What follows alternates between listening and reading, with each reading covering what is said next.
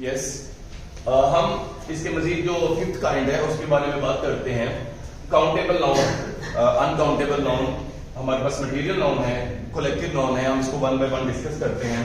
लेकिन मैं स्टूडेंट्स को एक बात इलैबोरेट करता चलूं कि we are going to talk about grammar, और you know very well grammar has a big portion in the paper of 9th 10th especially, and you can say that in FSC part 1 part 2, और ये FSC के अंदर 20 marks का paper MCQ का आता है, और हमारे पास मैट्रिक के अंदर ये 19 नंबर का आता है।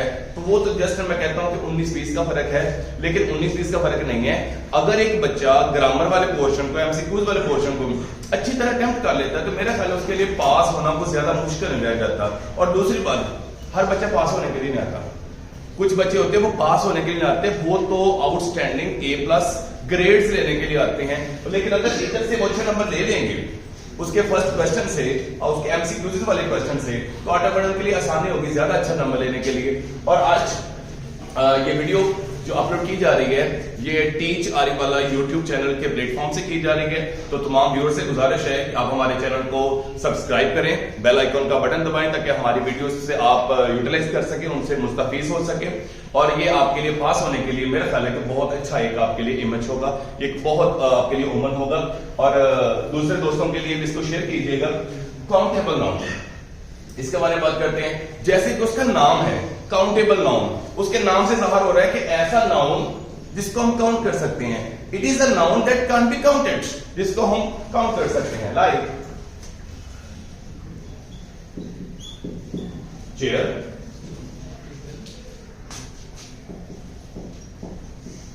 Door,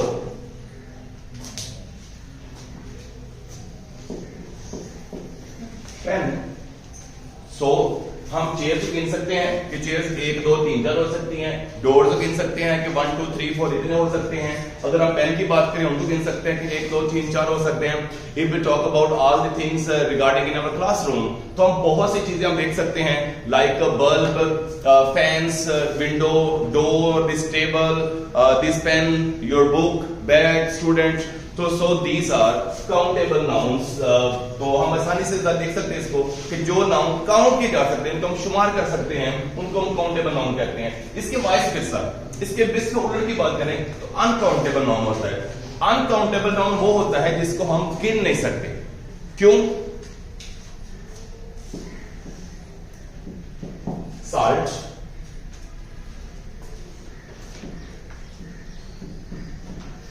water, rice, milk. Salt definitely हम ये नहीं कह सकते कि मैंने कल 2 नमक खाए, वो साल्ट एक ही होता है, उसको हम काउंट नहीं कर सकते। वाटर, मैंने कल 2 पानी पिए 3 पानी पिए, ऐसा नहीं हो सकता। वो 2 गिलास हो सकते हैं, 2 जग्स हो सकते हैं, लेकिन 2 वाटर नहीं हो सकते। राइस, इसके बारे में बच्चे बड़े कंफ्यूज होते हैं कि सर कभी ऐसा भी तो हो सकता है कि हम टेबल पे बैठे राइस खा रहे हो और हमने खुद देखा कि टेबल के ऊपर 1 चावल, 2, 3 और 4, तो हमने जब 4 चावल को खा लिए तो हम कह नहीं सकते कि 4 rises. No, it is incorrect to say that 4 rises. Rise के मैंने बताया था कि आपको इसके आप उसको जमा नहीं कर सकते, इसको काउंटेबल नाउन में नहीं दे सकते। जो आपने 4 खाए हैं वो राइसेस नहीं थे, देवर ग्रेन्स ऑफ राइस। इसकी बात फिर ऐसे आ जाएगी कि अगर आपने घर के लिए फर्नीचर खरीदा है तो आप कहते हैं कि हाँ सर कल हमने नए घर के लिए 2 फर्नीचर खरीदे। फर्नीचर को हम काउंटेबल में नहीं कर सकते काउंट। क्यों? क्योंकि आपके घर में अगर 100 थिंग्स हैं, 200 थिंग्स आर्टिकल्स हैं, वुडन फर्नीचर है, व्हाटएवर है, सारी चीजें मिलके एक ही फर्नीचर होगा। हम उसको ये नहीं कह सकते कि हमने 2 फर्नीचर लिए हैं। लेकिन जैसे आपके पापा 2 बेड्स, 2 चेयर्स, 2 ड्रेसिंग टेबल लेके आ सकते हैं, पर आप ये नहीं कहेंगे 6 फर्नीचर लेके आए हैं। These are 6 articles of furniture, not 6 furnitures. So furniture, salt, water, rice, milk, oil, so they are uncountable nouns because they cannot be counted. Material noun, ये याद रखना बहुत आसान है क्योंकि मैंने बताया था कि अपने नाम से ही ये बहुत बड़ी बातें होती है। Material noun is the name of any material. Material किसको कहते हैं? You know everything is made of some material. जब कभी हम शॉपिंग के लिए जाते हैं, हम वहां से कुछ चीज परचेज करते हैं, हम बैग लेते हैं या कुछ चीज लेते हैं, तो कहते हैं कि ये बैग बहुत अच्छा है, ये हम आपको सस्ते रेट में नहीं दे सकते, इसका मटेरियल बहुत अच्छा है। तो material like I have a pointer in my hands, so pointer is made of plastic, it means that plastic is a material because it is made of plastic. And for example, there is a whiteboard in front of me and it's made of wooden है, हम कह सकते हैं कि wood is also material, like this you can say the border is made of some metallic, so ये जो metal है इसको भी हम कह सकते हैं कि ये भी material है। This table is made of wood and our door is made of iron, तो iron, gold, silver, wood, so these are the names of materials and we can count into material nouns.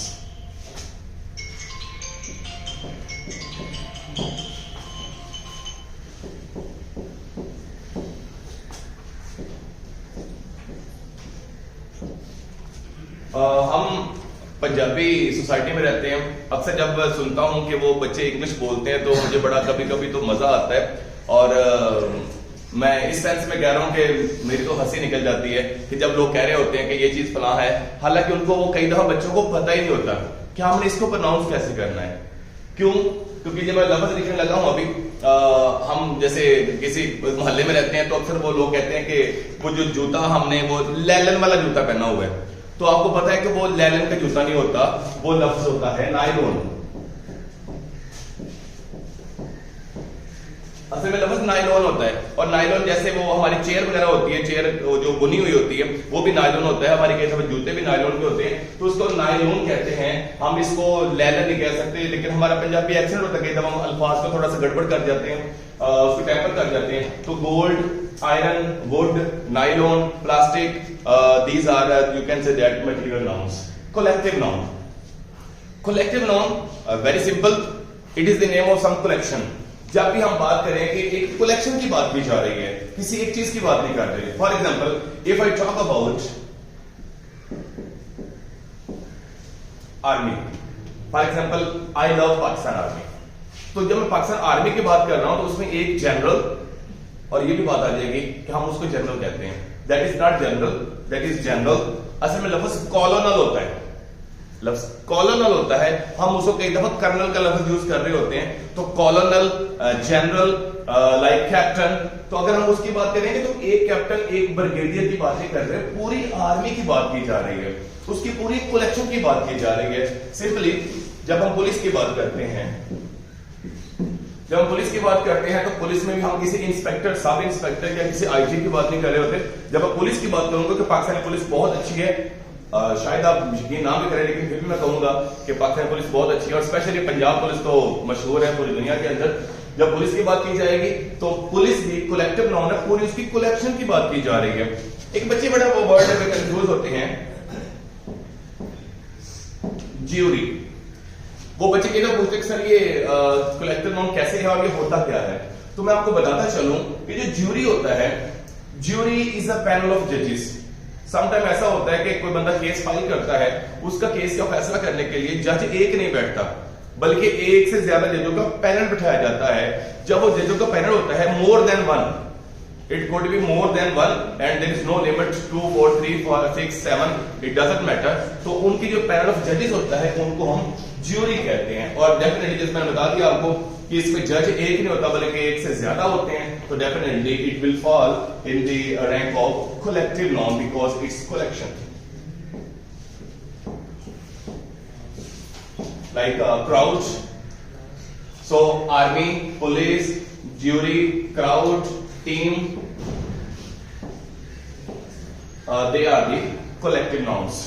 तो dear students and specially my viewers, आज हमने noun के बारे में बहुत simple words के अंदर बात की, ताकि मैंने शुरू में कहा था कि मैं आपको ये लेक्चर में पढ़ाना नहीं चाहता, बल्कि मैं आप लोगों को समझाना चाहता हूं। और उम्मीद है कि अगर ये छोटा सा लेक्चर आप गौर से इसको सुन लेंगे तो आपके लिए बहुत आसानी होगी कि नाउन क्या होता है।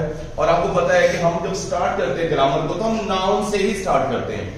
नाउन इसके बारे में बड़ी बेसिक वैल्यू रखता है कि इसके बगैर हमें पता नहीं होता कि कैसी होती है, क्या होता है। तो ग्रामर, और ग्रामर मैं अक्सर बच्चों को मोटिवेट करता हूं कि ग्रामर जब भी आपको पढ़ाई जाए थोड़ा सा इंटरेस्ट लेके पढ़ा करें। क्योंकि ये सिर्फ आपकी एलिमेंट्री एजुकेशन, आपकी सेकेंडरी एजुकेशन, आपकी हायर सेकेंडरी एजुकेशन, ये किसी एक चीज के लिए, खास पॉइंट के लिए स्पेशली एलोकेटेड नहीं होती। ये तो आपकी पूरी जिंदगी आपके साथ चलने के लिए होती है।